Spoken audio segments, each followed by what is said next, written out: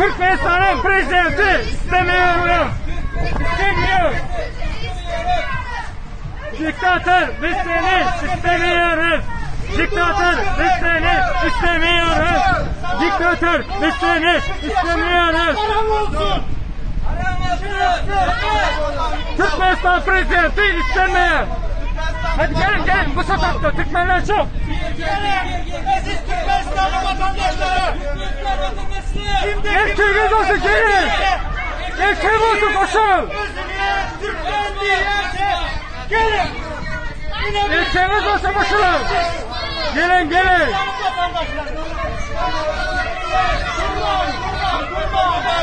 Kurbanlı bir Muhammed ölüm. 63 çarşı şehit belirlenir. Türkmenler çıkar, Türkmenler. Türkmenistan Başbakanı Gülbo. Özüne bir Türkmen diyorsa. Kim kendini Türkmen diyorsa gelsinler. Erkek varsa gelsin. Gelin birleşelim. Türkmenler. Bizim ülkemiz Türkmenistan. Biz onu geri istiyoruz. Defol aç köpek.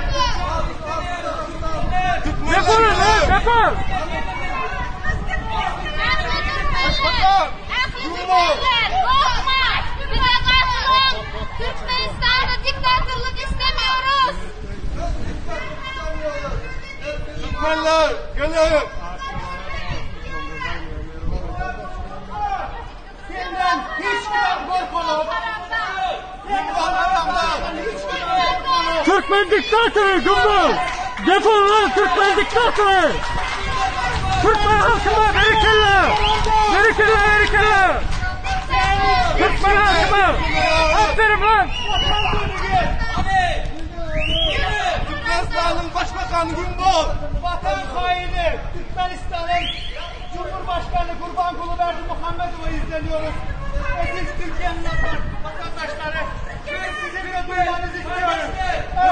Evimize gitmek istiyoruz. Artık yolumuzu kurmak istiyoruz lan.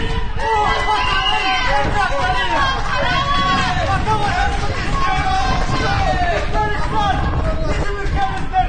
Seninle aç köpek, diktatör. Türkmenistan Başbakanı Gülbo. Böyle mi gidelim? Nasıl bindin?